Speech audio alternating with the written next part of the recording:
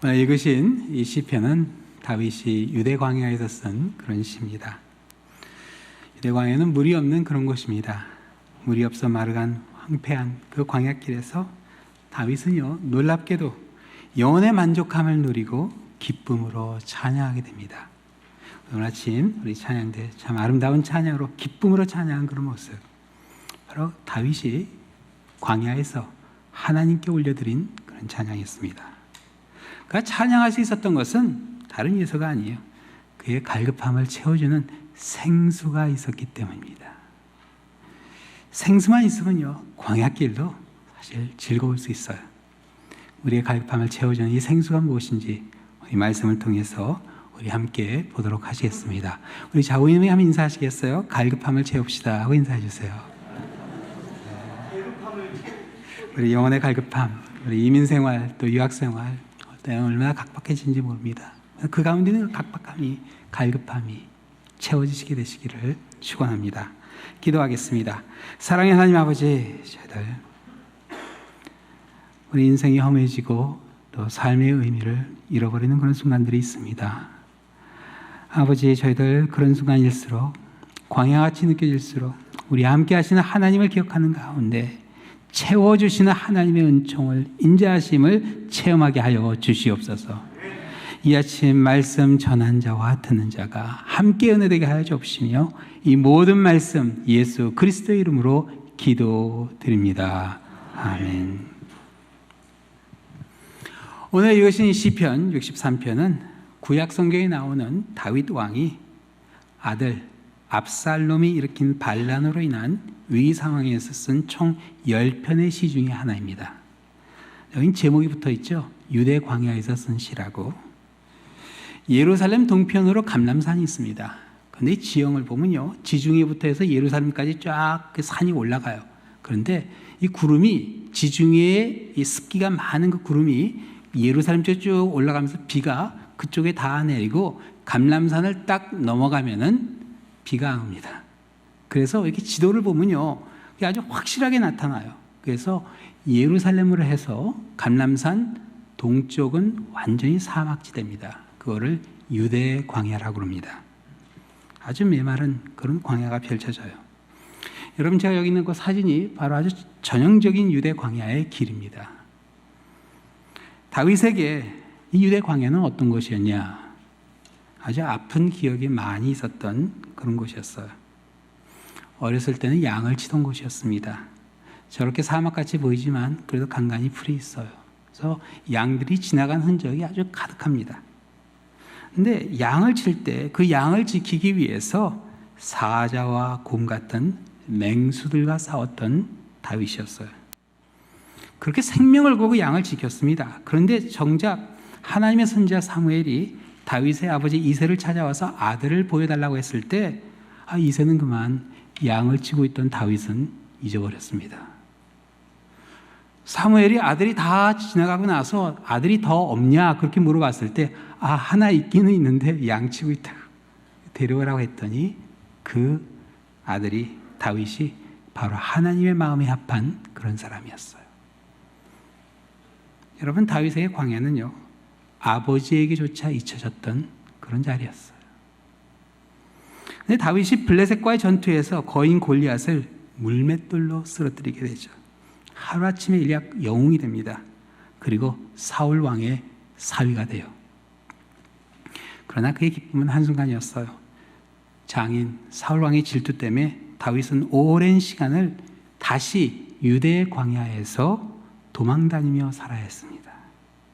사울 왕의 집요한 추격으로 다윗이 죽을 고비를 2번이나 넘겼던 것이 유대 광야였습니다.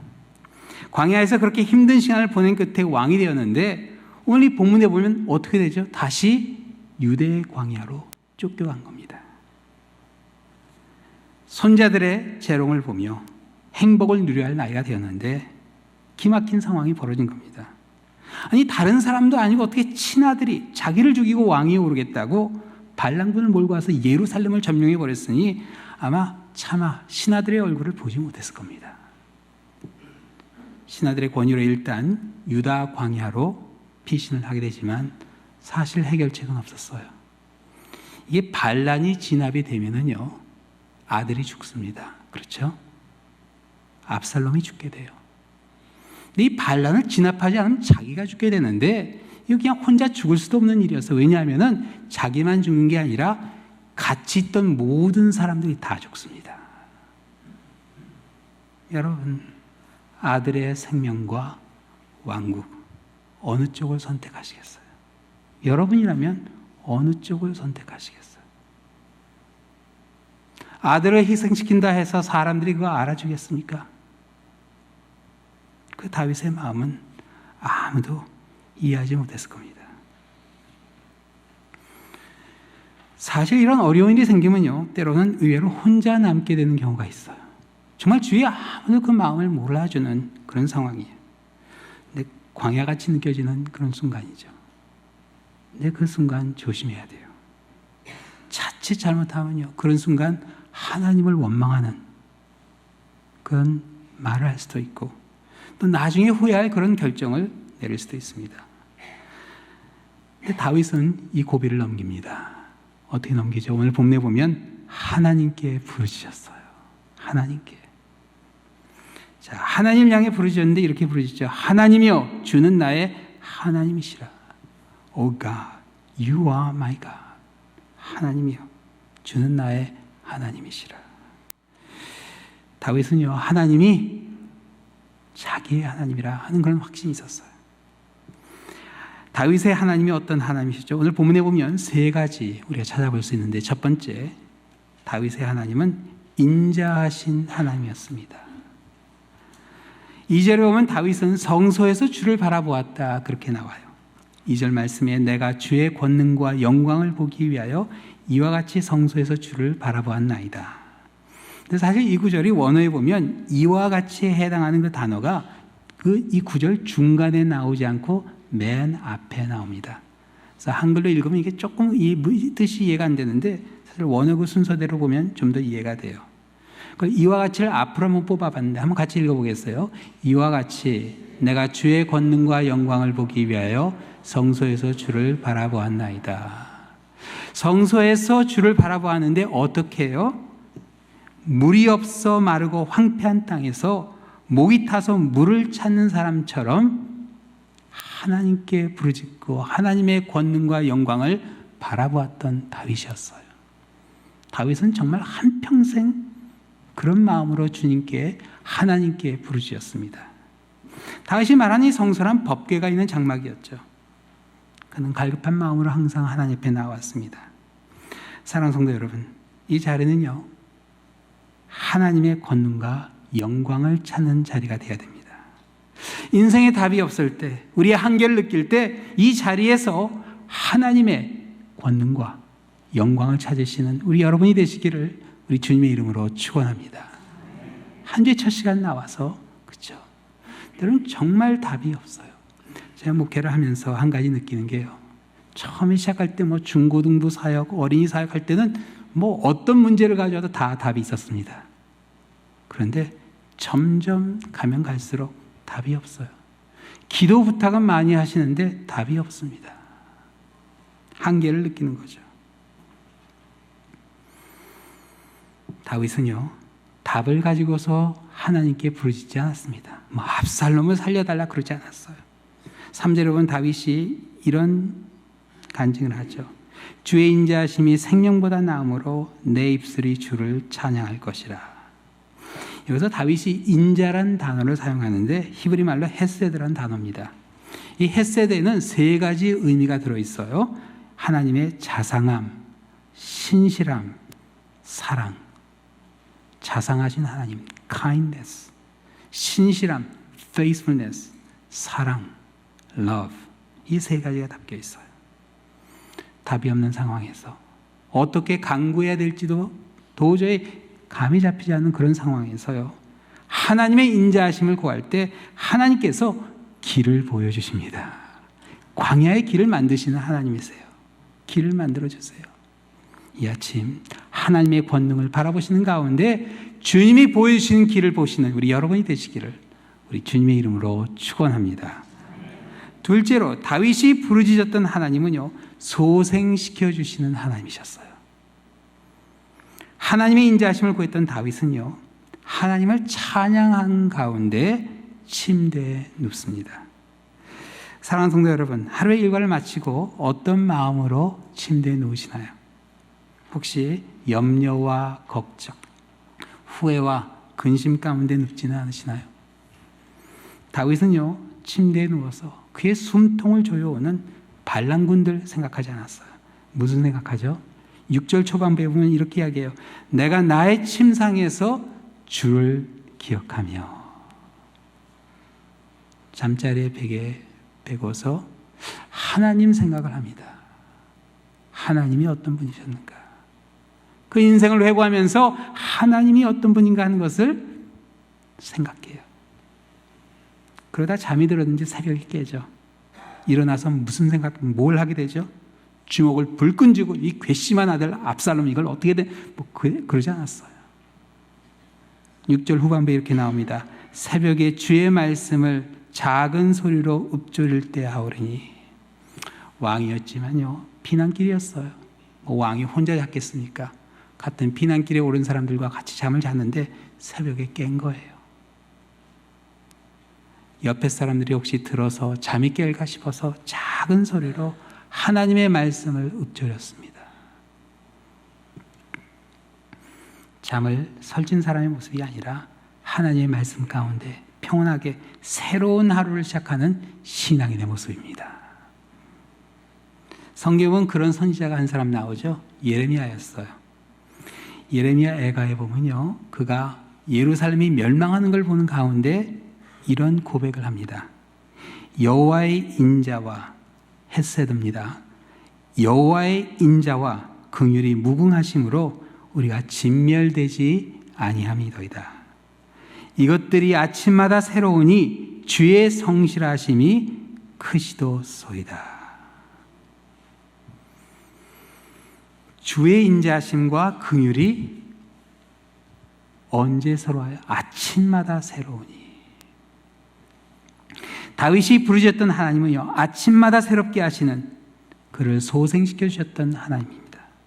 아침마다 새롭게 하시는 우리 하나님의 그 임재하심이 우리 여러분의 삶을 새롭게 해주시기를 우리 주님의 이름으로 축원합니다. 또 세 번째, 다윗이 부르짖었던 하나님은요, 도움이 되어주시는 하나님이셨어요. 다윗은요, 하나님의 도움을 잊지 않았습니다. 다윗이 소년이었을 때 골리앗과 맞서 싸우게 했을 때 사울 왕이 다윗에게 물어봤습니다. 어떻게 싸울지. 이거 뭐 아무리 봐도 이게 뭐 이길 싸움이 아니었거든요. 그러자 다윗이 이렇게 고백했습니다. 사무엘상 17장에 이렇게 나와요. 다윗이 사울에게 말하되 주의 종이 아버지의 양을 지킬 때 사자나 곰이 와서 양떼에서 새끼를 물어가면 내가 따라가서 그것을 치고 그 입에서 새끼를 건져내었고 그것이 일어나 나를 해하고자 하면 내가 그 수염을 잡고 그것을 쳐 죽였나이다. 주의 종이 사자와 곰도 쳤은즉 살아계신 하나님의 군대를 모욕한 이 할례받지 않은 블레셋 사람이니까 그가 그 짐승의 하나와 같이 되리이다. 또 다윗이 이르되 여호와께서 나를 사자의 발톱과 곰의 발톱에서 건져내셨은즉 나를 이 블레셋 사람의 손에서도 건져내시리이다. 하나님께서 사자와 곰의 발톱에서 나를 건져내셨듯이 반드시 나도 블레셋 이 거인의 손에서도 나를 건져주시라 확신했는데 어떻게 건져주실 줄 알았나요? 하나님이 계시라도 주셨나? 아니었습니다. 그냥 도와주실 것을 확신했어요. 그래서 오늘 보면 7절 초반부에 보면요, 다윗은 주는 나의 도움이 되셨습니다. 그렇게 고백합니다. 답이 없는 상황이었어요. 아들의 생명을 살려긴 살려야 했겠는데 방법이 없는 그런 상황이었죠. 다윗은요, 신실하게 자신의 그 모든 것을 하나님께 걸었던 그런 사람이었어요. 서커스에 보면요, 가장 스릴 있는 게 그네 타기죠. 그 높은 데서 그냥 그네를 왔다 갔다 하다가 사람이 그냥 타고 왔다 갔다 하는 게 아니라 그네를 놓고 탁 공중에 뜨면은 또 한 사람이 쫙 가서 탁 채가죠. 아주 스릴 만점이에요. 이게 뭐 텔레비를 보면 별로 스릴이 없는데 실제로 가서 보면요, 이게 정말 오금이 저려요. 근데 그 그네 탄 사람에게 물어봤다 그래요.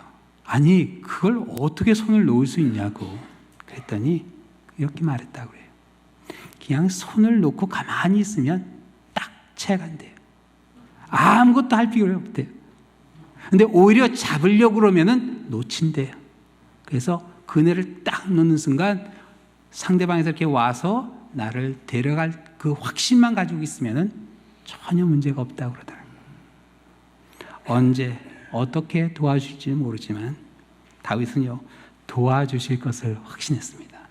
하나님이 반드시 도와주실 것이다.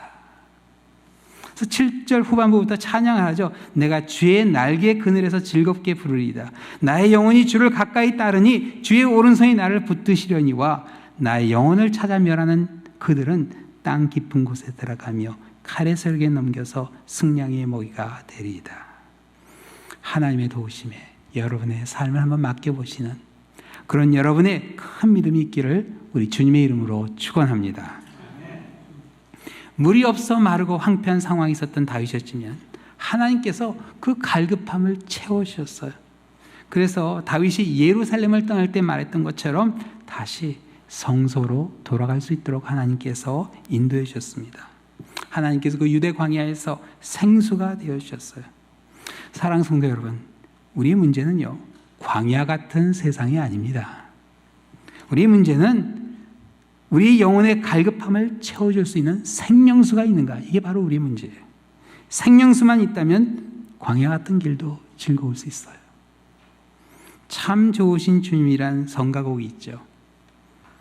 찬양대에서도 한번 예전에 불렀던 그런 기억이 나는데, 이 곡은요, 미국에 있는 지휘자가 지은 작사 작곡한 그런 곡이에요. 버스턴 케임브리지 한인교회 김기영 지휘자님이 작사 작곡한 곡입니다. 참 좋으신 주님, 귀하신 나의 주, 늘 가까이 계시니 나 두려움 없네. 내 영이 고날 때, 내 마음이 낙심될 때 내 품에 안기라 주님 말씀하시네.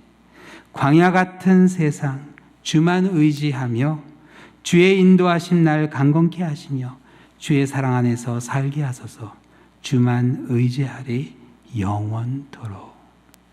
유튜브에 보니까 그 교회 웹사이트에 이 김기영 지휘자님이 이 곡을 직접 지휘한 그 찬양이 있더라고요. 제가 한번 보여드릴게요. 케임브리지에 있는 버스턴 근교에 있는 한인교회에 지금 섬기고 계십니다.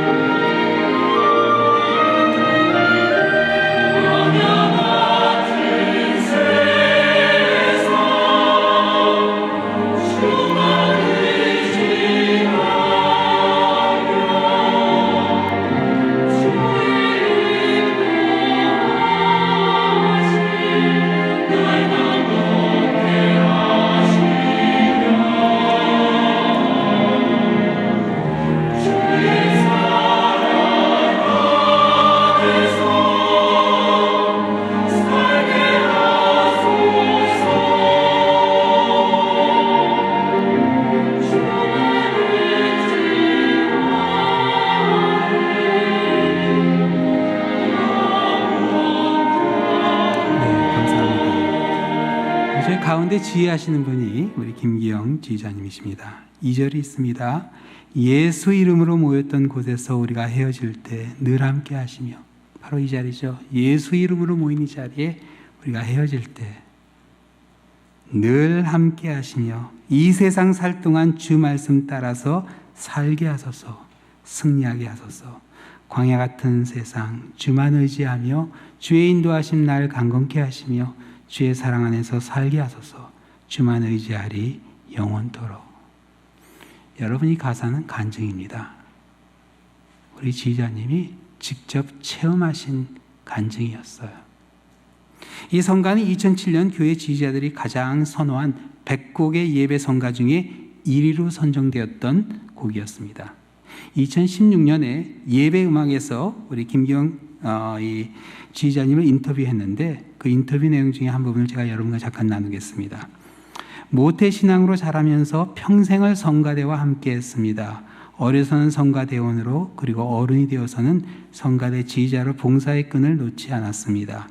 작곡가로서 현대음악을 작곡해야 한다는 점은 이 시대를 사는 작곡가로서의 필연이었지만, 평생을 현대음악만을 작곡해야 한다는 것이 한편으로 그늘이 아닐 수 없었습니다. 그러한 번민에 쌓여있던 중 어느 주일 아침 예배 찬양을 지휘하면서 그동안 왜 예배를 위한 합창곡을 한 곡도 써보지 않았는가 하는 생각이 문득 떠올랐습니다. 매 주일마다 성전을 수놓는 아름다운 찬양들을 지휘하면서도 오랜 세월 동안 전혀 깨닫지 못했었는데, 어느 날 갑자기 세상에서 가장 아름다운 음악이 바로 주님을 찬양한 노래를 깨달음으로 드디어 저에게 찾아왔습니다. 그러나 당시 저에게 있어서 예배 성가 작곡은 일단 세상적인 성공을 이룬 뒤에 시간이 되면 써보겠다 하여 기약 없이 미루었던 일에 불과했습니다. 깨달음은 찾아왔지만 선뜻 오선지 연필을 대는 데는 그동안 익숙해져 있지 않은 일이라 쉽게 이루어지지 않았습니다. 그러던 중에 저희 가족에 뜻밖의 사건이 발생했습니다. 어느 누가 보기에도 너무나 딱할 만한 큰 불행이 찾아온 것입니다. 자세한 말씀은 줄이겠지만 이 일을 잊고 완전히 자유로워지기까지는 무려 3년의 세월이 필요했습니다. 이 기간 동안 모든 일을 멈추고 기도하는 마음으로 틈만 나면 예배 성가 작곡에 몰두했습니다.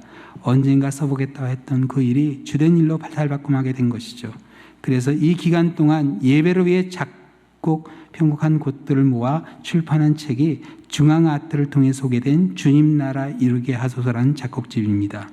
참 좋으신 주님도 여기에 수록되어 있습니다.